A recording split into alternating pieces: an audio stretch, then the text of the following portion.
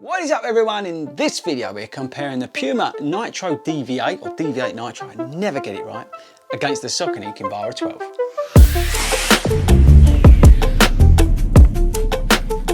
What's up everyone and welcome back to 40 Runs. How are we doing people? Let me know in the comments. And while you're down there, tell me which one has got your attention more, Kinvara, Deviate.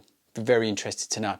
Now, I'm denied about doing a review comparison on these two because this has got a carbon infused plate in it where this doesn't. So you could argue this is a little bit unfair, but I view these as up-tempo daily trainers. Let me know in the comments if you agree or disagree. And that's why I wanted to do a comparison of the two, to be honest with you, because if you're looking for an up-tempo daily trainer, there's two different ways you can go. And I think both of these sort of show that off in different ways, and they're both good shoes, but they give you different options, and that's why I think they'll make a good sort of head-to-head.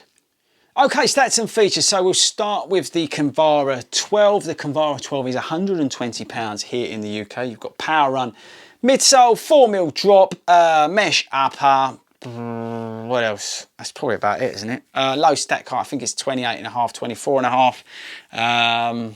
Fits true to size. Worst pull tab of any shoe, it's actually a musical instrument.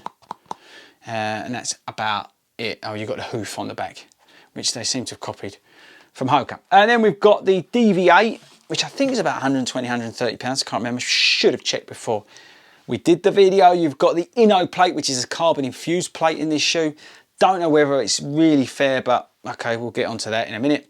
You've got a TPU sort of slab in the back to add stability to the nitrogen infused midsole. This has definitely got much more stack in it. We've got a very breathable upper, which is very reminiscent of the Nike Pegasus Turbo 2.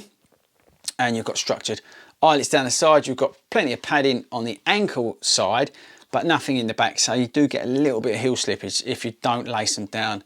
Well, fits true to size. Both shoes actually fit true to size. On this one, you've got the Puma grip, which is awesome in terms of grip. I'm really digging this in the rain, but there's nothing wrong with the Saucony. And again, that fits true to size, UK 9.5 for me. And I love the feel of this shoe. This is definitely a pinch narrower, but no issues. But this definitely suits my foot shape better than this. Right, so which one's best? How do they feel? Okay, so like I said, maybe a little bit unfair, the fact that this has got a plate in it and this doesn't, but both sort of up-tempo daily trainers. Both are very good shoes, to be honest with you, but they both come at it at a different sort of angle. This has got a much higher stack in it. This is a lower shoe. It's an 8mm drop, 4mm drop. Yeah, and they just, this feels a little bit more racy, a little bit more traditional. You can really feel the ground under your foot. You can really sort of get on it in these. Where this, you definitely get that bounce, that pop from the midsole, from the, what's it called again? Nitro foam, that was it. And you can really get after it, but with that sort of spring from the foam.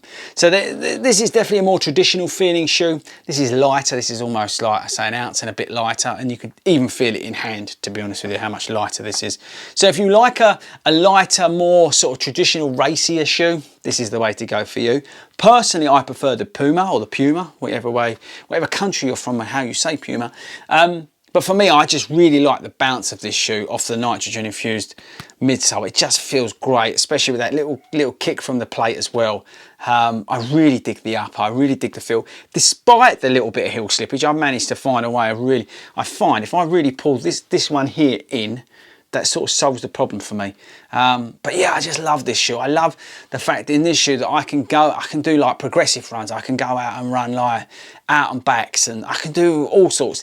In this shoe, it seems to be able to come into its own at those really higher tempo paced runs, you know, those lactate threshold runs you're doing, those speed sessions, maybe you're doing some interval stuff like that. Brilliant, awesome at it. But I think this just adds that little bit more versatility. So for me, out of these two, I would send you to the Puma. If you're looking for a sort of faster Saucony, to be honest with you, get the Saucony Endorphin Speed, or if you can get your hands on it, the Pro. That's the only thing I would say. But if you want a daily trainer from Saucony, then maybe get the Ride 13 or even the new Ride 14.